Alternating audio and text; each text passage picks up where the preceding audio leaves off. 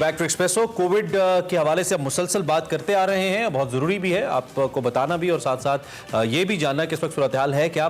फैलाव बदस्तूर जारी है और ये डेल्टा वायरस का है जो कि भारत से आया है। हर गुजरते दिन के साथ सूरत हाल मजीद तशवीशनाक हो रही है। हुकूमत की जानिब से कोरोना को कंट्रोल करने के लिए पाबंदियां सख्त की जा रही हैं। वैक्सीन न लगवाने वालों के खिलाफ भी कोरोना का जो क्रैकडाउन है, हमने कल भी इसका जिक्र किया था कि वो शुरू हो चुका है। दूसरी जानब हम स्मार्ट लॉकडाउन की बात करें, वैक्सीनेशन की बात करें तो उसका अमल भी तेज हुआ है और योमिया रिकॉर्ड वैक्सीन लगाने के दावे भी किए जा रहे हैं। लेकिन इसके बावजूद असद उमर साहब जो कि एनसीओसी को हेड करते हैं, उन्होंने खतरे की घंटी बजाई और खबरदार किया है कि दुनिया भर की तरह पाकिस्तान में भी ये डेल्टा वेरिएंट तेजी से फैल रहा है।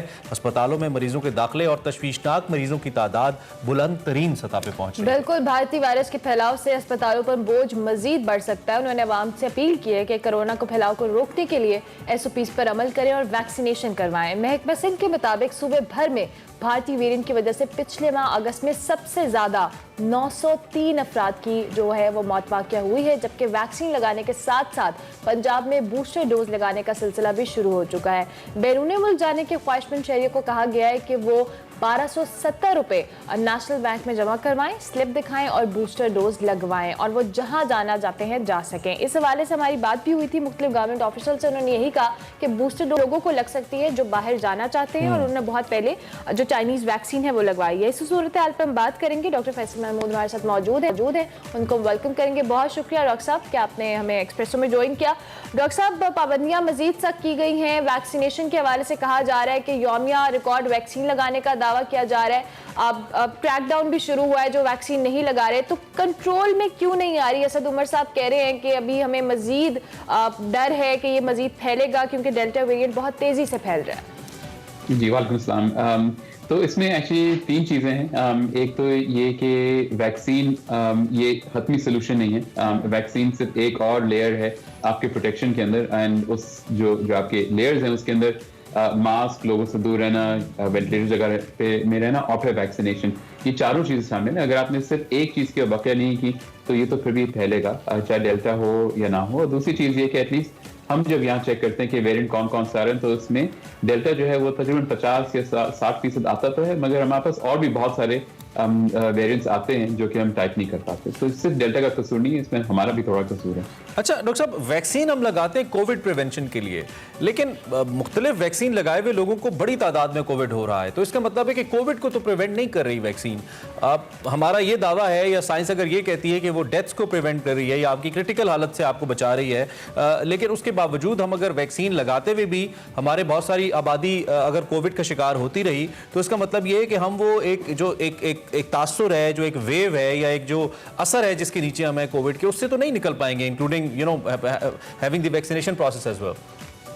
बिल्कुल, एंड वही बात दोबारा। So one important thing is कि वैक्सीन जो हम लगाते हैं वो मेनली आपको सीवियर डिजीज से यानी कि शदीद वाली बीमारी से बचाने के लिए, लेस सो ट्रांसमिशन यानी कि वैक्सीन बीमारी लगने से। और ये जो है कि वैक्सीन आपको कितना प्रिवेंट करता है कि आपको ये इन्फेक्शन लगे, ये हर वैक्सीन का थोड़ा सा अलग है। एंड हमको पता है हमारे पास जो वैक्सीन लगते हैं उसमें निस्बतन थोड़ा सा ये कम है। मगर दूसरी चीज़, अगर आप इमेजिन करें आपने वैक्सीन लगा भी ली मगर आप ऐसी जगह पे जहाँ पे बहुत ज़्यादा वायरस है, वायरस आपके अंदर ढेर सारा घुसा है, तो वैक्सीन एक हद तक ही हेल्प करेगी आपको, ना तो आपको दूसरी भी चीज़ें करने की जरूरत है। ठीक हो गया। अच्छा डॉक्टर साहब, इसके साथ साथ हम बूस्टर डोज के हवाले से भी बात करते हैं। गवर्नमेंट ने कहा है कि आप बूस्टर डोज लगवा सकते हैं। बहुत ममालिक में जो चाइनीज वैक्सीन है उसको नहीं उस तरह से एक्सेप्ट किया जा रहा, तो ये बूस्टर डोज लगवाने का जो टाइम पीरियड है और क्या जिन्होंने पहले चाइनीज वैक्सीन लगाई है वो अमेरिकन या दीगर वैक्सीन को लगा सकते हैं? सो आई थिंक यहाँ पे थोड़ी सी वजाहत ज़रूरी है कि ये बूस्टर वैक्सीन नहीं है जो हम दे रहे हैं, जो लोग बाहर जा रहे हैं ममालिक। ये मेनली ये है कि जो कुछ ममालिक के पास हमारे पास जो वैक्सीन मिलती हैं वो अप्रूव नहीं है, तो यानी कि वो एंट्री के लिए अलाउ नहीं करते। और इस वजह से हमने ये अलाउ कर दिया है कि भाई अगर उनके कोई मखसूस वायरस है, सॉरी वैक्सीन है जो वो कहते हैं आप लगा लें, तो फिर आप वो लगा के जा सकते हैं। बूस्टर यानी कि क़ुव्वत मुदाफ़िअत बढ़ाने के लिए, इम्यूनिटी बढ़ाने के लिए वैक्सीन नहीं है, ये महज इसलिए कि वो रिक्वायरमेंट आप कंप्लीट कर सकते हैं। लेकिन इससे आपको ये नहीं लगता डॉक्टर साहब की जो वैक्सीनेशन का सारा अमल है ये डाउटफुल हो जाता है? हमारी पाकिस्तानी कौम को आपको वैसे ही मालूम है कि शकूक व शुबात निकालने में बड़ी दिलचस्पी होती होती है और हम हर चीज़ के अंदर कोई ना कोई ऐसे नुकात निकाल लाते हैं कि जी इसमें तो ये हो रहा है, इसके तो ये साइड इफेक्ट्स हैं। तो ये जो सारा अमल हो रहा है, जैसे कि पहले कहा गया कि आपने लिमिटेड टाइम के अंदर दूसरी डोज लगवानी है, फिर डॉक्टर फैसल ने आके ये कहा टीवी के ऊपर कि नहीं, अगर टाइम थोड़ा डिले भी हो जाता है तो कोई बात नहीं, चूंकि हमारे पास वैक्सीन थी नहीं, उस वक्त शॉर्ट हो गई थी। और फिर इस तरह बूस्टर डोज का अमल है कि 2 लगवा लें, तीसरी भी लगवा लें और जिधर जाना है जाएं। तो ये ओवरऑल इस प्रोसेस को थोड़ा सा मशकूक या डाउटफुल नहीं कर देता, आपको नहीं लगता? आप बिल्कुल सही कह रहे हैं। आई थिंक इसके अंदर कम्युनिकेशन बहुत जरूरी है, क्योंकि जब हम ये कहते हैं, फॉर एग्जांपल आप ही की बात अगर उठाऊं कि हम जो ड्यूरेशन है वैक्सीन का वो मखसूस 3 हफ्ते का या 4 हफ्ते का, तो एटलीस्ट फ्रॉम आवर पॉइंट हमको ये पता है कि this is the minimum duration, यानी कि इससे पहले नहीं लग सकता। मगर जो इन्फॉर्मेशन जाती है वो ये कि अगर 3 हफ्ते से ज्यादा हो गया तो शायद वैक्सीन काम नहीं करेगी। सो आई मीन वो ये कम्युनिकेशन गैप जो है ना, ये ज्यादा मसला करता है। सिमिलरली बूस्टर या इम्यूनिटी बढ़ाने वाला जो चीज़ है, एंड उसमें सिर्फ ना सिर्फ पाकिस्तान में मगर पाकिस्तान से बाहर भी, फॉर एग्जांपल कुछ ममालिक ने अब एक 3rd डोज लगाना शुरू कर दिए सबको।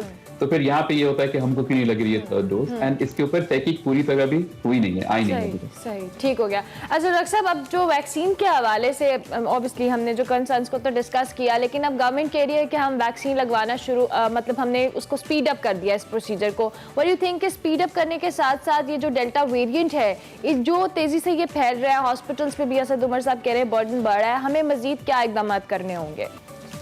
सो देखिए, अगर आपने वैक्सीनेशन अपना स्पीड अप कर भी दिया तो, और अगर आपने मुझे आज वैक्सीनेट किया है, 2nd डोज आपने मुझे 1 महीने बाद दी है, तो मेरी जो इम्यूनिटी है वो उसके भी 2 हफ्ते बाद डेवलप होती है, यानी कि आज से 6 हफ्ते बाद। विच वुड मीन कि अगर आज मैंने मैजिकली सबको वैक्सीनेट कर दिया तो वैक्सीन के असर तो आपको अभी वैसे ही नजर नहीं आएंगे, वो कुछ महीने बाद नजर आएंगे।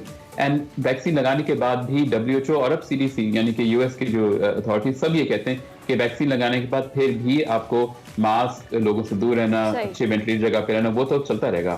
ठीक हो गया, हमें इसी के साथ एहतियात के साथ ही रहना है। बहुत शुक्रिया डॉक्टर फैसल महमूद हमारे साथ मौजूद थे। वैक्सीन के हवाले से बता रहे थे, कोविड की जो 4th वेव है, डेल्टा वेरिएंट बहुत तेजी से फैल रहा है, हमें एहतियात तो करनी ही करनी है, साथ वैक्सीनेशन लाजमी करवानी है। अभी हम एक ब्रेक लेंगे, ब्रेक के बाद हाजिर होंगे, आप देखते रहिए Express. Welcome back to Express. अब बात करेंगे कुछ हमारे सेगमेंट की, और जब वकार अहमद मलिक का सेगमेंट आता है और उसमें ट्रैवलिंग की बात ना हो, ये तो बड़ी गुस्ताखी हो जाती है। कहा जाता है कि दुनिया में बेहतरीन जो सीखने का जरिया है वो सफ़र है, और अगर आप कुछ अननोन लोगों को, अननोन जगहों को एक्सप्लोर करना चाहते हैं, ओब्वियसली आप सफ़र तो करते हैं, लेकिन सफ़र इटसेल्फ एक बहुत बड़ी लर्निंग है। उन लोगों से मिलकर तो आपको लर्निंग होती है। तो ऐसा ही एक सिलसिला है और इसमें मुख्तलिफ जगहों पे हम जाते रहते हैं, वर्चुअली कम से कम हम जाते रहते हैं। और आज का जो हमारा सेगमेंट है वो थोड़ा सा मुख्तलिफ है। आज का हमारा सेगमेंट है माइंड मैटर्स, जिसमें वकार अहमद मलिक जो रेल की सीटी एक बुक है उसके हवाले से, उसके जो राइटर है मिराज हसन, उनके साथ एक गुफ्तगू कर रहे हैं। और ये जो सफ़र है ये रावलपिंडी से उच्च शरीफ का सफ़र है और बहुत ही दिलचस्प सफ़र है जिस पे बात हो रही है। और इस सफ़र के हवाले से क्या क्या इंटरेस्टिंग फैक्ट्स हैं, ये आज के हमारे सेगमेंट माइंड मैटर्स में देखते हैं।